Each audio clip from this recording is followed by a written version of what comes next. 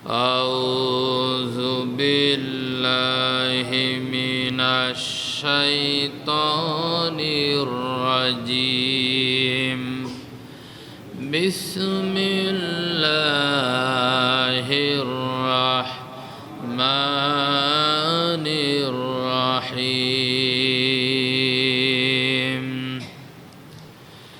يا أيها الذين آمنوا كتب عليكم الصيام كما كتب على الذين من قبلكم لعلكم تتقون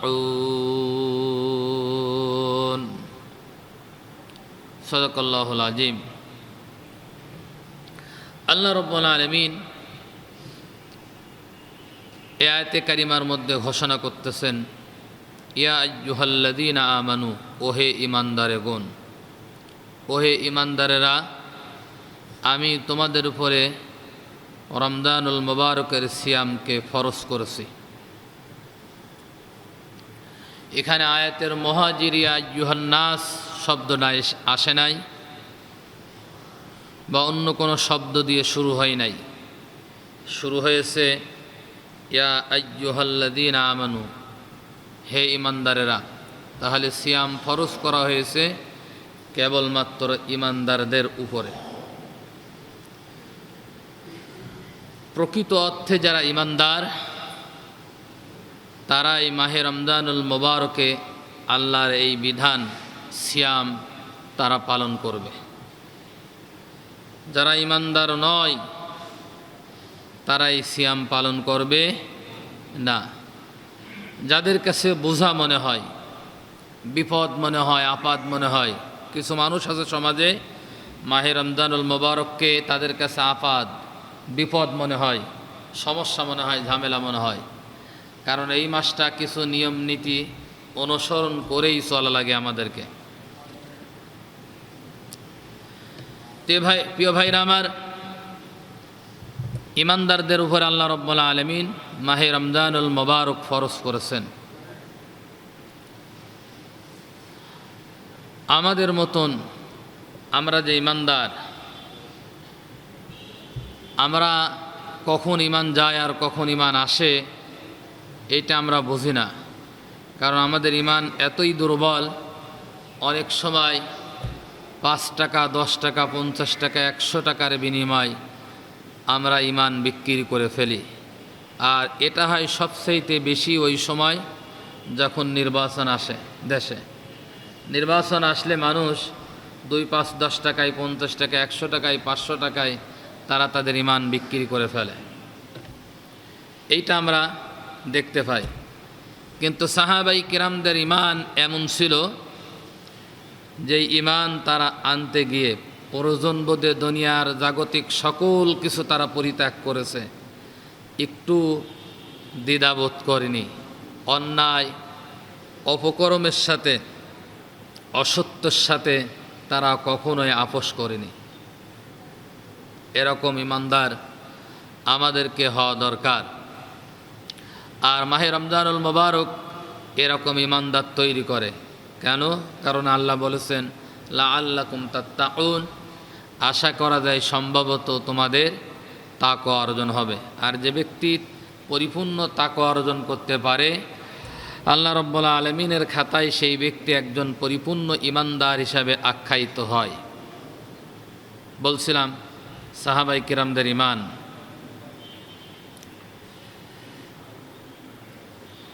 আল্লাহর রাসূলের একজন সাহাবা আব্দুল উজ্জা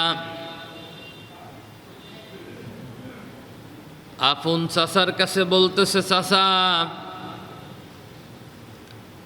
আমি মুহাম্মদ সাল্লাল্লাহু আলাইহি ওয়াসাল্লাম সম্পর্কে আপনার কাছে জানতে চাই, লোকটা কেমন, লোকটা সম্পর্কে আপনার ধারণাটা কি?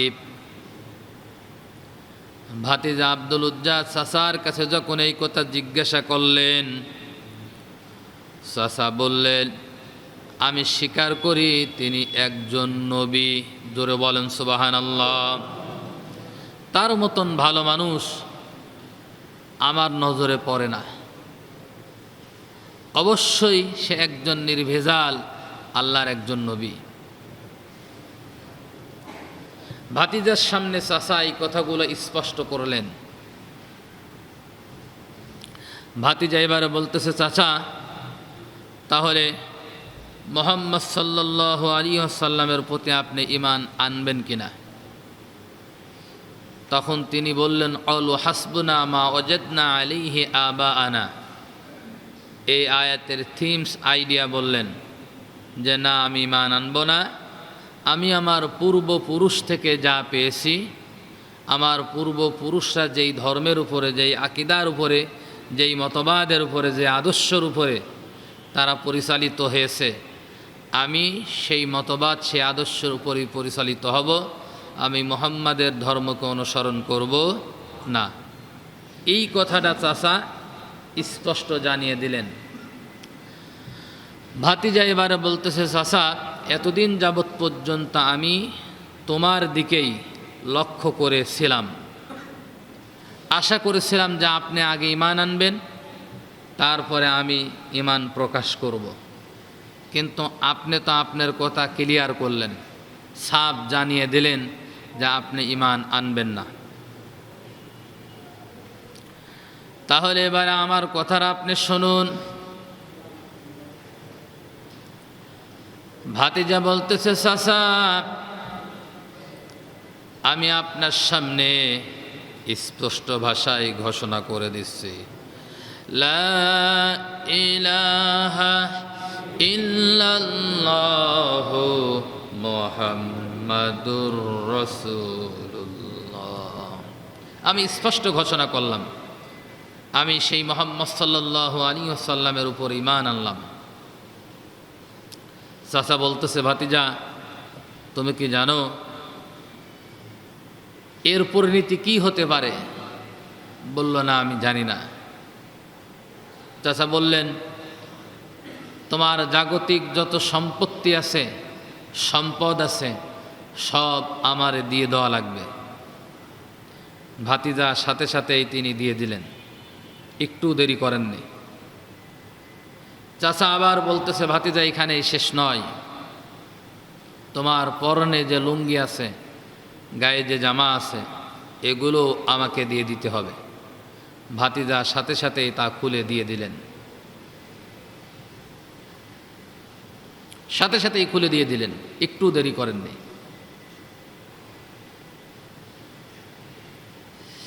22 বছরের যুবক, বিবস্ত্র উলঙ্গ, নিজের লজ্জা স্থান 2 হাত দিয়ে চেপে ধরে মায়ের সামনে দাঁড়িয়ে আছে। মা যুবক ছেলেকে বিবস্ত্র দেখে নিজের 2 চোখ চেপে ধরেছেন, বলছে, বাবা তোমার এই অবস্থা কেন হয়েছে? সন্তান বলতেছে, মা ইসলাম কবুল করার কারণে, ঈমান আনার কারণে আমার এই করুণ পরিণতি হয়েছে। কি চাও আমার কাছে? কিচ্ছু চাই না তোমার কাছে, একটা মাত্র কাপড় চাই। মা ঘরের মধ্য থেকে একটা কাপড় ছুঁড়ে মারলেন। কাপড়টাকে 2 খণ্ড করে এক টুকরা গায়ে দিলেন আর এক টুকরা পরনে পরলেন। একাধারে কয়েকটা দিন হেঁটে হেঁটে নবীদের দরবারে, মসজিদে নববীর সামনে বসা। মসজিদে নববীর থেকে বিশ্বনবী যখন বের হলেন, যুবককে দেখে বললেন, যুবক তোমার বাড়ি কোথায়? তোমার এই অবস্থা কেন? যুবক সব কিছু খুলে বললেন। নবীজি ভিতরে নিয়ে গেলেন, সুন্দর করে গোসলের ব্যবস্থা করলেন, জামা কাপড় গায়ে ধোয়ালেন, আর সাহাবীদেরকে বললেন, সাহাবীরা, এই সাহাবীর নাম পরিবর্তন করে দেওয়া হলো আব্দুল্লাহ। এই আব্দুল্লাহকে তোমরা কোরআনে কারীম শিক্ষা দাও। সাহাবায়ে কেরাম শিক্ষা দিতে শুরু করলেন। এত জোরে জোরে কোরআনে কারীম তেলাওয়াত করতেন তিনি। সাহাবায়ে কেরাম এসে নবীজির কাছে অবজেকশন করলেন, ইয়া রাসূলুল্লাহ,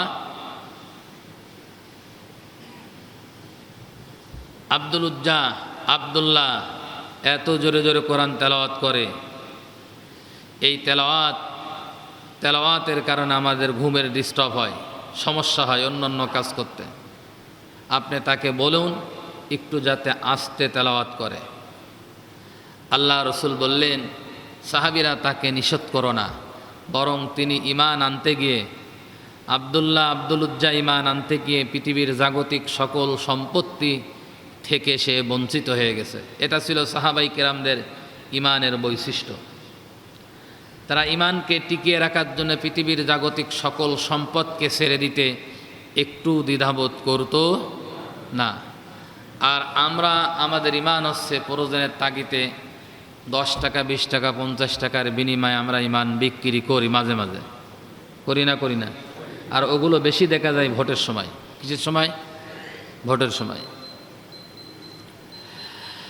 আল্লাহ রাব্বুল আলামিন সাহাবাই কেরামদের এই ঈমানের তাগিদ দিয়ে, উপমা দিয়ে, দৃষ্টান্ত দিয়ে, উদাহরণ দিয়ে আয়াতে কারিমা নাজিল করে বর্ণনা করেছেন। وَإِذَا قِيلَ لَهُمْ آمِنُوا كَمَا آمَنَ النَّاسُ, আল্লাহ রাব্বুল আলামিন বলেন, তোমরা ঈমান আনো তাদের মতো যারা ঈমান এনেছে। তার মানে কোরআন নাজিলের সময় যেই সকল মানুষগুলো রসুলের হাত ধরে ঈমান এনেছিলেন ওদেরকে কোরআনের ভাষায় সাহাবা বলা হয়। আর ওই সাহাবীদের মতনই ঈমান আনার জন্য আল্লাহ তাআলা ঈমানদারদেরকে নির্দেশ দান করেছেন, আমাদের নির্দেশ দান করেছেন। এরকম ঈমানদারদের জন্য আল্লাহ তাআলা রমজান মাসের সিয়াম ফরজ করেছেন। গত সপ্তাহে এই সিয়ামের কথা বলতে গিয়ে আমরা এর মর্যাদা, এর বৈশিষ্ট্য, এর ফজিলত ইত্যাদি বিষয় সম্পর্কে কথা বলেছিলাম। আয়াতে কারিমার মধ্যে আল্লাহ তাআলা বলেছেন, কুতিবা আলাইকুমুস সিয়াম, তোমাদের উপরে সিয়াম ফরজ করেছে। কামা কুতিবা আলাল্লাযীনা মিন ক্বাবলিকুম, আর এই সিয়াম শুধু তোমাদের উপরে নয়, অন্যান্য যত ধর্ম ছিল পৃথিবীতে এসেছিল, যত শরিয়া এসেছিল, ধর্ম নয়, ধর্ম তো একটাই পৃথিবীতে, যত শরিয়া এসেছিল সকল শরিয়ার উপরে আল্লাহ রাব্বুল আলামিন এই সিয়াম নামক বিধানকে আল্লাহ তাআলা ফরজ করেছিলেন। জোরে বলেন সুবহানাল্লাহ। মানুষকে তৈরি করতে গিয়ে আমার আল্লাহ 13টা উপাদান ব্যবহার করেছেন। কয়টা? 13টা উপাদান ব্যবহার করেছেন মানুষকে তৈরি করতে গিয়ে। তার মায়ের কাছ থেকে এসেছে 4টা, পিতার কাছ থেকে এসেছে 4টা, 8টা। আর আল্লাহ তাআলা স্পেশালি নিজ হাতে আমাদেরকে দিয়েছেন 5টা। 8 আর 5 কত হয়? 13টা। এই 13টা উপাদান দিয়ে আল্লাহ তাআলা মানুষকে তৈরি করেছেন, আমাদের সবাইকে তৈরি করেছেন। কিন্তু এর মৌলিক উপাদান হচ্ছে 4টা। এই 13টা উপাদানের মধ্যে মৌলিক উপাদান কয়টা? 4টা। সেই মৌলিক উপাদান একটা হচ্ছে মাটি, একটা হচ্ছে পানি, একটা হচ্ছে আগুন, আর একটা হচ্ছে বাতাস। এটা মৌলিক উপাদান আছে। আর মাটির মধ্যে এই উপাদানগুলো আছে। আপনি এক মুঠ মাটি নিয়ে মাটি গবেষণাগারে যে পরীক্ষা করে দেখেন যে এর মধ্যে এই উপাদানগুলো আছে। যত উপাদান আছে মানুষকে তৈরি করতে গিয়ে, এই উপাদানগুলোর মৌলিক আবার রোগ আছে। মাটির রোগ আছে, পানির রোগ আছে, আগুনের রোগ আছে, বাতাসেরও রোগ আছে। এই রোগগুলো সংশোধন করার জন্য আমার আল্লাহ রাব্বুল আলামিন আমাদের উপরে কিছু বিধান ফরজ করেছেন। ওই বিধানগুলো মানলে ওই রোগগুলো দূর হয়ে যায়। জোরে বলেন সুবহানাল্লাহ। যেমন মাটির রোগ হচ্ছে কৃপণতা করা। একটা লোহা বা একটা কাঠ অথবা একটা পাতা অথবা অন্য কোনো জিনিস আপনি যদি মাটির উপরে দীর্ঘদিন ফেলে রাখেন, লক্ষ্য করে তাকিয়ে দেখবেন মাটি আস্তে আস্তে ওই জিনিসটা হজম করতেছে, গ্রাস করতেছে। এমনকি মানুষের দেহ পর্যন্ত মাটি গ্রাস করে ফেলে। এজন্য মুসলমানরা এই মানুষের দেহটা মৃত্যুবরণ করার পরে কবর দেয়। জোরে বলেন ঠিক কিনা? কবর দেয়। কিছুদিন পরে যা দেখবেন মানুষের হাড় হাড্ডি সবকে মাটির সাথে মিশে গেছে।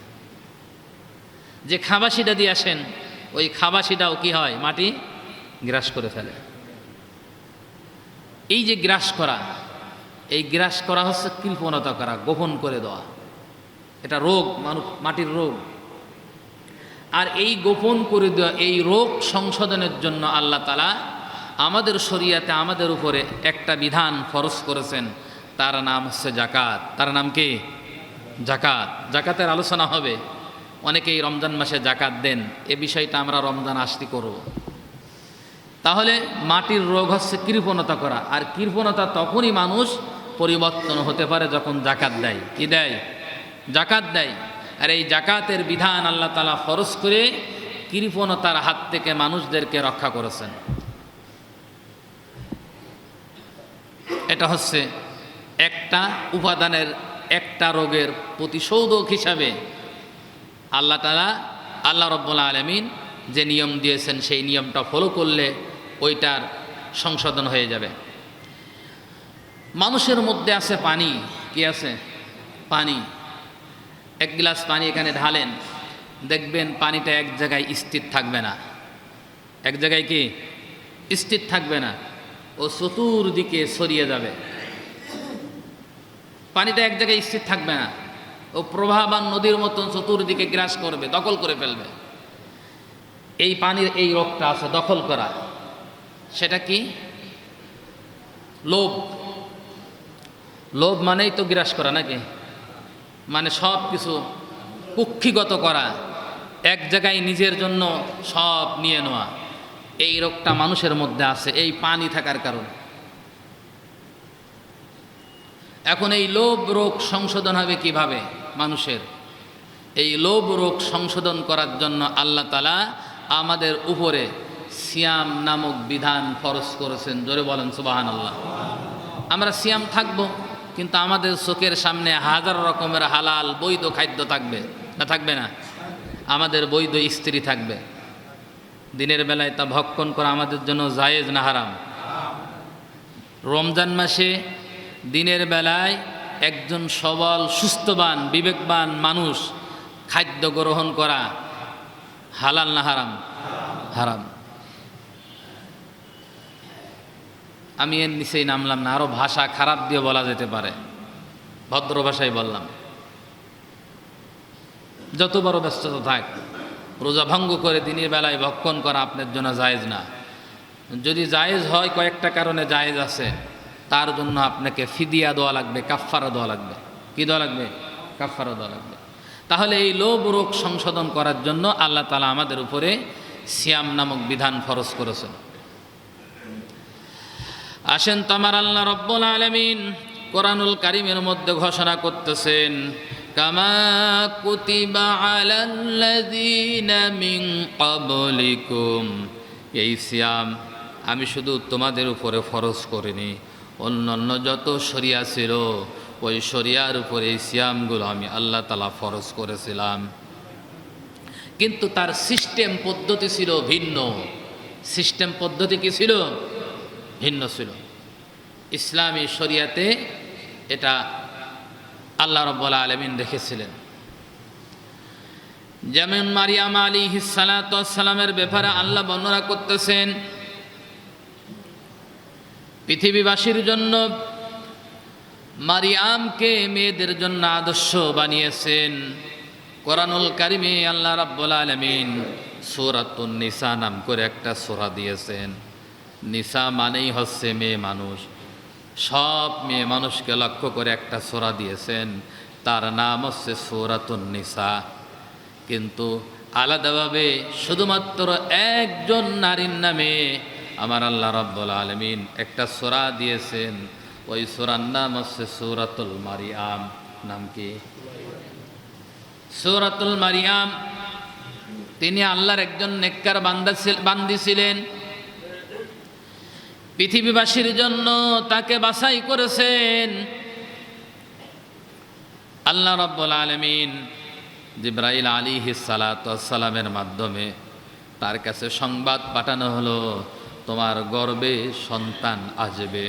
হযরত জিবরাইল আলাইহিস সালাতু ওয়াস সালামকে লক্ষ্য করে মারিয়াম বলল, আমার সন্তান গর্ভে আসবে কিভাবে? কোনো পুরুষ তো আমাকে স্পর্শ করেনি। হযরত জিবরাইল বললেন, এভাবেই হবে। আল্লাহ চাইলে পারেন না? পারেন না? বলেন, পারেন না? পারেন না? আল্লাহ পারে। এই পৃথিবীতে আল্লাহ তাআলা 4 রকম পদ্ধতিতে মানুষ তৈরি করেছে। কয় রকম পদ্ধতি?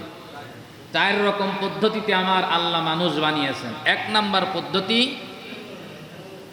মালাকুল মউত হযরত আজরাইল আলাইহিস সালাতু ওয়াস সালামের এক থাবাতে 40 মণ মাটি এই দুনিয়ার বুক থেকে নিয়ে আদম আলাইহিস সালাতু ওয়াস সালামকে তৈরি করেছেন সরাসরি মাটি দিয়ে। কি দিয়ে? স্ট্রাকচারগুলো বানালেন ফেরেশতারা, আর মুখমণ্ডলটা বানিয়েছেন স্বয়ং আমার আল্লাহ। কে বানিয়েছেন? হুয়াল্লাযী ইউসাউয়িরুকুম ফিল আরহামি কাইফা ইয়াশাউ। আমার আল্লাহ রাব্বুল আলামিন বলেন, মানুষের এই মুখমণ্ডলটা আল্লাহ তাআলা নিজ হাতে বানিয়েছেন পৃথিবীর অন্যান্য প্রাণীর চাইতে। এজন্য মানুষের চেহারা সবচাইতে বেশি সুন্দর। সুবহানাল্লাহ। এত সুন্দর মানুষ আল্লাহ তাআলা তৈরি করেছেন। তৈরি করলেন। তৈরি করার পর আদম আলাইহিস সালাতু ওয়াস সালামের বাম পাজরের হাড় দিয়ে আল্লাহ তাআলা তার স্ত্রীকে বানালেন মা হাওয়া আলাইহিস সালাতু ওয়াস সালাম। তাহলে পদ্ধতি কয়টা হলো? এমনি সেরে যাবে, করা লাগবে না। পদ্ধতি হচ্ছে 2টা হলো। 3 নাম্বার পদ্ধতি, এই পৃথিবীতে ঈসা আলাইহিস সালাতু ওয়াস সালামকে আল্লাহ তাআলা তৈরি করেছেন। তার মা ছিল কিন্তু বাবা ছিল না। আর 4 নাম্বার পদ্ধতি হচ্ছে আমরা সবাই এসেছি মা এবং বাবার মাধ্যমে, ঠিক কি না? এই 4 রকম পদ্ধতিতে আমার আল্লাহ এই পৃথিবীতে মানুষ তৈরি করেছেন। মারিয়াম জিবরিলকে বললেন, সে কি কথা, আমাকে তো কোনো পুরুষ স্পর্শ করেনি, তাহলে আমার সন্তান হবে কিভাবে? জিবরাইল আলাইহিস সালাতু ওয়াস সালাম বললেন, আল্লাহর সিদ্ধান্ত। কার সিদ্ধান্ত? আল্লাহর সিদ্ধান্ত। গর্ভে সন্তান চলে আসলো। নারীদের জীবনের সবচাইতে বড় সতীত্ব হচ্ছে এইটা যদি না থাকে তাহলে তাদের কোনো মূল্য নাই। বিবাহর আগে কোনো পুরুষ যদি তাকে স্পর্শ করে তাহলে ওই নারীর কোনো কি মর্যাদা নাই, সম্মান নাই। সে তার সতীত্বকে হারিয়ে ফেলেছে। বাচ্চা ডেলিভারির সময় হলো। মারিয়াম সে সময় থাকতেন বাইতুল মুকাদ্দাস, বর্তমান জেরুজালেম। এই যে বাইতুল আকসা যে মসজিদটা, এই মসজিদে তখন থাকতেন। কারণ তার মা ভূমিষ্ঠ হওয়ার আগে মানত করেছিলেন, আমার গর্ভে যে সন্তান হবে এই সন্তানটা আমি বাইতুল মুকাদ্দাসের খেদমতের জন্য আমি দান করে দেব। কিন্তু দেখলেন ভূমিষ্ঠ হওয়ার পরে দেখলেন মেয়ে হয়েছে। কি হয়েছে? মেয়ে হয়েছে। কিন্তু মেয়ে মানুষ মসজিদের খেদমতের জন্য দেবেন, ইতস্তবোধ হলেন। কিন্তু মানত তো করা হয়ে গেছে। মানত কি করা হয়ে গেছে? তার খালু জাকারিয়া আলাইহিস সালাতু ওয়াস সালামের তত্ত্বাবধানে তাকে দিয়ে দিলেন। মারিয়াম বাইতুল মুকাদ্দাসের খেদমত করতে লাগলো। এদিকে আল্লাহ তাআলা মারিয়ামকে বাছাই করে নিলেন। সন্তান পেটে আসলো, গর্ভ খালাসের সময় হয়ে গেছে। মারিয়াম চিন্তা করলেন, এখানে থাকা যাবে না, দূরে একটি জায়গায় আমাকে থাকতে হবে, যেতে হবে। তিনি হাঁটতে হাঁটতে নির্জন এলাকায় চলে গেলেন। এমন এক এলাকায় যেখানে কোনো মানুষ নেই। একটা শুকনা খেজুর গাছের কাছে মারিয়াম দাঁড়িয়ে গেলেন। প্রচণ্ড ক্ষুধা লেগেছে। আল্লাহর কাছে বলতেছে, আল্লাহ ক্ষুধা লেগেছে, কি করব?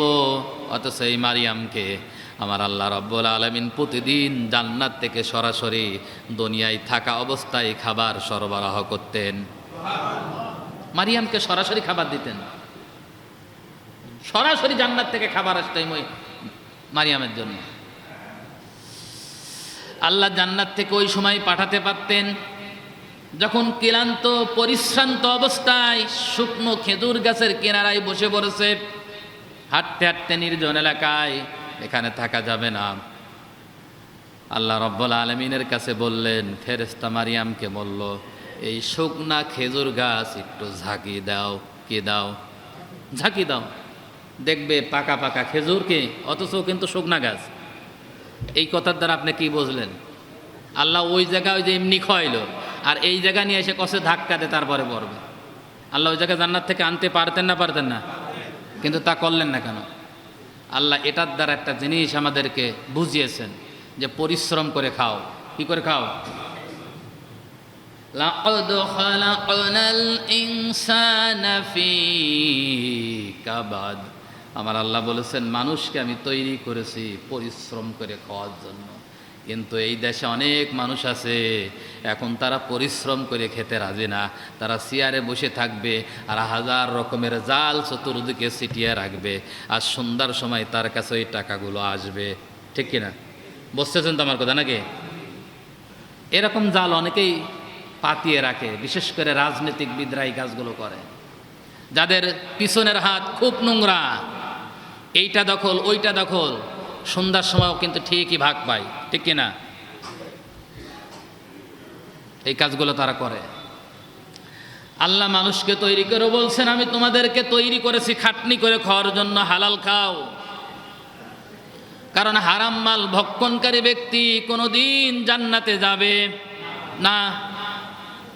অথচ মারিয়াম সন্তান ডেলিভারি হবে, পেটের বেদনায়, মারা যখন ডেলিভারি হয় তখন এরকম বেদনা হয়, চিক্কির মারতেছেন, আচার বিচিরি করতেছেন। তারপর আল্লাহ নির্দেশ দিলেন, গাছে ধাক্কা মারো। ধাক্কা দিলেন, পানি আসলো, হযরত মারিয়াম খেলেন। অল্প সময়ের মধ্যে আল্লাহ রাব্বুল আলামিন ডেলিভারি করে ব্যবস্থা করে দিলেন, অটোমেটিক ডেলিভারি হয়ে গেল। ডেলিভারি হয়ে যাওয়ার পরে মারিয়াম চিন্তা করতেছে, এই বাচ্চা আমি এখন কি করব? এই বাচ্চা নিয়ে যদি আমি মানুষের সম্মুখে যাই, তাহলে মানুষ তো আমাকে প্রশ্ন করে বসবে, মারিয়াম তোমার তো বিয়ে হয়নি, তুমি এই সন্তান কোথায় পেলে? আমি কি বলবো? আর এই জায়গাতে এই সন্তান নিয়ে খোলামেলা জায়গায় থাকা যাবে না, আমাকে আমার নির্দিষ্ট এখানে নির্দিষ্ট জায়গায় চলে যেতে হবে। মারিয়াম এই চিন্তা করে হাঁটতে শুরু করলেন। লোকের মাঝখানে যখন আসলো, আসার আগে আল্লাহ রাব্বুল আলামিনের কাছে ফরিয়াদ করতেছিলেন। আমার আল্লাহ রাব্বুল আলামিন মারিয়ামের অন্তরের খবর জানেন না? জানেন না?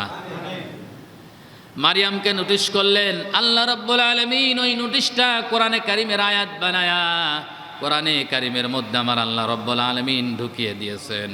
ফাকুলি ওয়াশরাবি ওয়া ক্বাররি আইনা فإما ترين من البشر أحدا فقولي إني نذرت للرحمن صوما فلن أكلم اليوم إنسيا।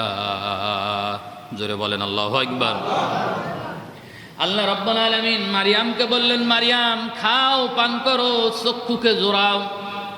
তুমি যখন সন্তান কোলে করে জনসম্মুখে যাবা, তুমি লোকদের যখন জিজ্ঞাসা করবে এই সন্তান কোথায় পেলে, এই সন্তান কার, তুমি কথা বলবা না, শুধু বলবা আমি রোজা আছি। কারণ ওই জামানার নিয়ম ছিল, রোজা থাকলে কথা বলা যেত।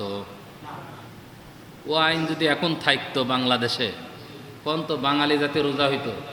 সত্যি করে ওরা 3 বেলা না খেয়ে থাকতে রাজি আছে, ঠিক না? কিন্তু কথা বন্ধ করতে রাজি না। আমাদের নেশার হচ্ছে এটা, যত কয় চুপ করো, আরো জোরে কথা কয়, ঠিক না? এটা হচ্ছে আমাদের নেশা। এই আইন যদি এখন থাকতো, তাহলে একটা লোকের রোজা হতো না। মারিয়াম সন্তান নিয়ে ভিতরে গেলেন। লোকজন আজে বাজে বিভিন্ন ধরনের বক্তব্য দিতে লাগলো। কিছু মারিয়াম বলতেছেন না, শুধু ইশারা করতেছেন। কিছু যদি জানতে হয় তাহলে এই বাচ্চার দিকে, বাচ্চার কাছে জিজ্ঞাসা করো, কারণ এই তথ্য তো মারিয়ামকে আল্লাহ রাব্বুল আলামিন দিয়েছেন। বারবার মুখ দিয়ে বলতেছে আমি কথা বলবো না, এরকম ইশারা করতেছেন আমি রোজা আছি। কিছু যদি শুনতে হয় তার কাছে শোনো। লোকজন বলতেছে তো বাচ্চা, ও কিভাবে আমাদের সঙ্গে কথা বলবে? ও তো ভূমিষ্ঠ হয়েছে কেবলমাত্র, এই পৃথিবীতে নাবালক অবস্থায় একদিন বয়সে 4 জন বাচ্চা কথা বলেছে। কয়জন? ভূমিষ্ঠ হওয়ার পরেই 4 জন নাবালক বাচ্চা কথা বলেছেন।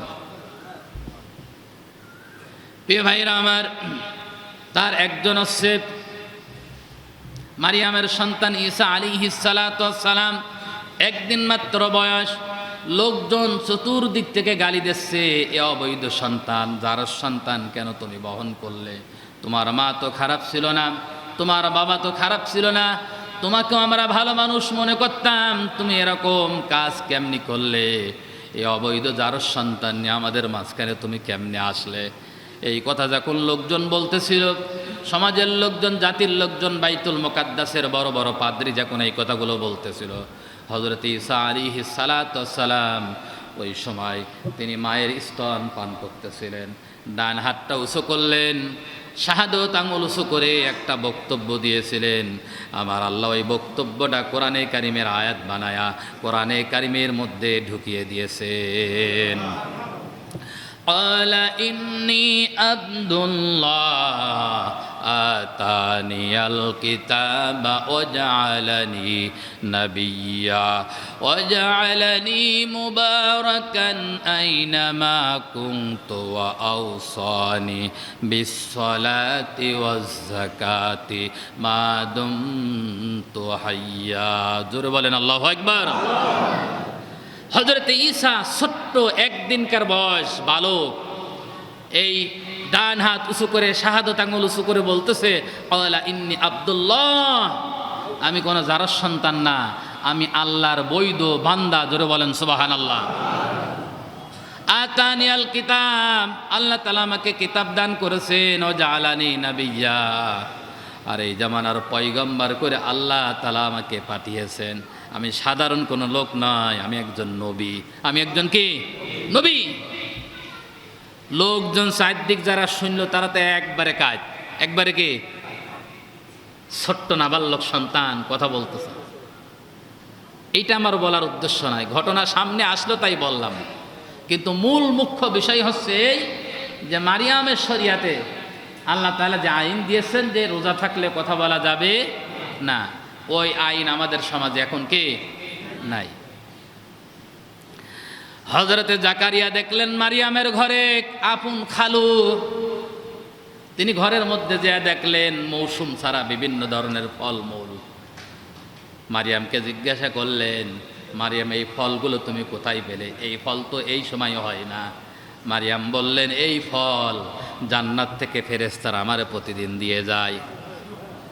হযরতে জাকারিয়া দরজায় দাঁড়িয়ে, সাথে সাথেই তার অন্তরের মধ্যে ধাক্কা লেগেছে, মৌসুম ছাড়া আল্লাহ যদি মারিয়ামকে ফল খাওয়াতে পারে, তাহলে মৌসুম ছাড়া আল্লাহ তাআলা স্ত্রীর গর্ভে সন্তানও দিতে পারে। জোরে বলেন ঠিক কিনা? কারণ জাকারিয়ার তখনও ঘরে সন্তান হয়নি, প্রায় 100 বছর বয়স, তার স্ত্রী বন্দা, এখনো বয়স হয়নি, মানে সন্তান হয়নি, তার স্ত্রী বন্দা, 100 বছর প্রায় বয়স, এখনো সন্তান আসেনি। জাকারিয়া ওই ফল দেখে আল্লাহর কাছে সিজদায় পড়ে গেলেন, আল্লাহ তুমি যদি মৌসুম ছাড়া ফল খাওয়াতে পারো, তাহলে মৌসুম ছাড়া আমার ঘরে সন্তানও দিতে পারো। আল্লাহর কাছে ফরিয়াদ করলেন, হুনালিকা দাআ জাকারিয়া রাব্বা ক্বালা রাব্বি হাবলি মিন লাদুনকা যুররিয়াতান তাইয়্যিবা ইন্নাকা সামিউদ দুআ। দোয়া করে ফেললেন আল্লাহর কাছে। আল্লাহ সাথে সাথেই জাকারিয়ার দোয়া কবুল করলেন। জোরে বলেন সুবহানাল্লাহ। ফেরেশতা নাজিল হয়ে জাকারিয়াকে সুসংবাদ দিল, তোমার স্ত্রীর গর্ভে সন্তান হবে। স্ত্রী এই কথা শুনে পর্দার আড়াল থেকে বাইরে এসে বলতেছে, কি ব্যাপার, আমি তো বন্দা, বুড়ি হয়ে গেছি, আমার আবার সন্তান হবে কিভাবে? বললেন, আল্লাহ চেয়েছেন এই রকমই হবে। হযরত জাকারিয়া বলে ফেললেন, তার নমুনা কি, বৈশিষ্ট্য কি, বুঝবো কিভাবে আমার স্ত্রীর গর্ভে সন্তান এসেছে? ফেরেশতারা জাকারিয়াকে বললেন, তুমি 3 দিন রোজা রাখবা। কয়দিন? কিন্তু কথা বলা যাবে না। আল্লাহ তাআলা আয়াত দিয়েছেন কোরআন কারিমে, ক্বালা রাব্বি জাআলনি আয়া ক্বালা আয়াতুকা আল্লা তুকাল্লিমান নাসা সালাসাতা আইয়ামিন ইল্লা রমজান। তুমি রোজা রাখবা 3 দিন, কিন্তু কথা বলা যাবে না। তারপরেই তুমি দেখবা যে তোমার স্ত্রীর গর্ভে সন্তান এসেছে। তাহলে ওই শরিয়াতে ছিল রোজা থাকলে কথা বলা যাবে না। এ আইন আমাদের নাই। এ আইন থাকলে বাঙালি জাতির আপাতত রোজা হইতো না, সব কটার ভেঙে দিত। হযরত নূহ আলাইহিস সালাতু ওয়াস সালাম প্রতিদিন রোজা রাখতেন। মেডিকেল সায়েন্স বলেছে কোনো ব্যক্তি যদি প্রতিদিন রোজা রাখার অভ্যেস করে, কোনো ব্যক্তি যদি প্রতিদিন না বেশি বেশি যদি রোজা রাখে, আল্লাহ রাব্বুল আলামিন তার শরীরকে সুস্থতা দান করবেন। কারণ রোজা এমন একটি ইবাদত মানুষের শরীরকে সুস্থ রাখে। হযরত দাউদ নবী একদিন রোজা রাখতেন আর একদিন রোজা ভাঙতেন। ওই শরিয়াতে 6 মাস রোজা থাকতো, একদিন রোজা রাখা লাগতো আর একদিন ভাঙা লাগতো। এই আইন ছিল। আমাদের যে শরিয়া প্রথমে আল্লাহ রাব্বুল আলামিন দিয়েছিলেন, আমাদের শরিয়াতেও আল্লাহ রাব্বুল আলামিন প্রথমে 6 মাস রোজা দিয়েছিলেন। কয় মাস? আমাদের শরিয়াতে 6 মাস রোজা ছিল প্রথমে, কিন্তু 2টা ঘটনাকে কেন্দ্র করে এই রোজা পরিবর্তন করে দেওয়া হয়েছে। আমাদের শরিয়াতে আরেকটা পদ্ধতি ছিল, সেটা হচ্ছে এই রোজা রাখা লাগবে ইশার নামাজের আগে, মাগরিবের পরে ইশার নামাজের আগে সেহরি খাওয়া লাগবে। কোনো ব্যক্তি যদি ঘুমিয়ে যায় তাহলে সে আর সেহরি খেতে পারবে না। ইশার নামাজের আগে তাকে সেহরি খেতে হবে, আর পরের দিন মাগরিবের ওক্ত ইফতারি করা লাগবে। এই আইনটাও যদি আমাদের জন্য থাকতো, অথবা 6 মাস রোজা থাকতো, তাহলে বাঙালি কি খুঁজে পাওয়া যেত রোজা? আল্লাহ ভালো, আল্লাহ আলাম, আল্লাহ ভালো জানেন, 2-1 লোক হয়তো পাওয়া যেত। অধিকাংশ লোকই রোজা রাখতো কে? আল্লাহ পরিবর্তন করেছেন 2টা ঘটনাকে কেন্দ্র করে। প্রিয় ভাইরা আমার, রোজা রাখার পরে খাদ্য যেমন গ্রহণ করা যায় না, স্ত্রীদের কাছেও বৈধ স্ত্রী হলো তাদের সাথে মেলামেশা করা যায় না, এটা হারাম। তাহলে রোজা রয়েছেন ওমর ইবনুল খাত্তাব রাদিয়াল্লাহু তাআলা আনহু, রাত্রেবেলা স্ত্রীর কাছে শুয়ে আছেন, হঠাৎ করে তার সাথে সহবাস হয়ে গেল। হযরত ওমর অচেতন অবস্থায় স্ত্রীর সাথে মেলামেশা করে ফেললেন। তিনি মেলামেশা করার পরে তার অন্তরের মধ্যে, তার বিবেকের মধ্যে বাধা লেগেছে। আল্লাহ তো নিষেধ করেছেন, আমার তো এই কথাটা মনে নাই। সকালবেলায় ফজরের পরে বিশ্বনবীর দরবারে ওমর ইবনুল খাত্তাব রাদিয়াল্লাহু তাআলা আনহু উপস্থিত হয়ে নবীজিকে জানালেন, ইয়া রাসূলুল্লাহ, আমার জীবন, আমার মা বাপের জীবন আপনার জন্য উৎসর্গ হয়ে যাক। আমার অপরাধ কি ক্ষমা হবে নাকি? আল্লাহর নবী বললেন, তুমি কি অপরাধ করেছো? হযরত ওমর বলতেছেন, এই কাজ আমি করে ফেলেছি। ইয়া রাসূলুল্লাহ, এখন কি হবে আমাকে জানান। কারণ নবীজি কোনো কথা বলেন না আল্লাহ রাব্বুল আলামিনের অর্ডার ছাড়া। জোরে বলেন ঠিক কিনা? ওমা ইয়ানতিকু আনিল হাওয়া ইন হুয়া ইল্লা ওয়াহাইয়ুহা। আল্লাহ রাব্বুল আলামিনের নবীজি কিছুই বলেন না আল্লাহ রাব্বুল আলামিনের অর্ডার ছাড়া। আরেকজন সাহাবী মাগরিবের সময় ইফতারি করলেন, স্ত্রীর কাছে খাবার চাইলেন। স্ত্রীকে বললেন, স্ত্রী খাবার দাও। স্ত্রী বললেন, একটু অপেক্ষা করো, খাবারটা আমি একটু গরম করে নিয়ে আসি। তিনি চুলায় গেলেন গরম করতে। সাহাবী ক্লান্ত, সারাদিন কাজ করেছেন, ইফতারি করছেন, পানি মুখে দিয়ে কিছু খাবার খাওয়া দরকার। স্ত্রীকার খাবার চেয়েছেন, আনতে দেরি হয়েছে, এই কারণে তিনি বিছানায় ক্লান্ত হয়ে শুয়ে পড়েছেন। সাথে সাথেই ঘুম এসে গেছেন। স্ত্রী খাবার নিয়ে এসে দেখলেন যে স্বামী বেচারা ঘুমিয়ে পড়েছে। তার জন্য আফসোস করলেন, হায় হায়, তুমি কি করলে? এখন তো আর সেহরি খেতে পারবে না, এইভাবেই তো তোমাকে রোজা রাখা লাগবে। সাহাবী ওইভাবেই রোজা রাখলেন। পরের দিন সকাল 10টা বাজতে না বাজতেই তিনি ক্ষুধার তাড়নায় অজ্ঞান হয়ে মাটিতে পড়ে গেলেন। ওই সাহাবীর স্ত্রী দৌড়াতে দৌড়াতে বিশ্বনবীর কাছে চলে গেলেন, বললেন, ইয়া রাসূলুল্লাহ, আপনার অমুক সাহাবী, তিনি ক্ষুধার তাড়নায় অজ্ঞান হয়ে পড়ে গেছেন, তিনি রোজা রাখেছেন এই অবস্থায়। এই 2টাকে ঘটনাকে কেন্দ্র করে আল্লাহ রাব্বুল আলামিন নিয়ম পরিবর্তন করে দিলেন, ওয়াতিম্মুস সিয়ামা ইলাল লাইল। আল্লাহ রাব্বুল আলামিন নিয়ম পরিবর্তন করে দিলেন, তোমরা সিয়াম রাখবা, সুবে সাদেকের আগে খাবা, আবার পরের দিন সূর্য অস্তর পরে তোমরা ইফতারি করবা। সত্যি করে বলছি, এই আইন যদি আমাদের মাঝখানেও বলবৎ থাকতো তাহলে রোজাদার ব্যক্তি কিন্তু খুঁজে পাওয়া যেত না, ঠিক কিনা? প্রায় খুঁজে পাওয়া যেত না, পাওয়া যেত ইমানদার বেশি আছে। এত সহজ করে দেওয়ার পরও আমাদের সমাজের লোক রোজা রাখতে কে চায় না। আফসোস প্রিয় ভাইরা আমার, আমাদের শরীয়তে 6 মাসের সিয়াম ছিল।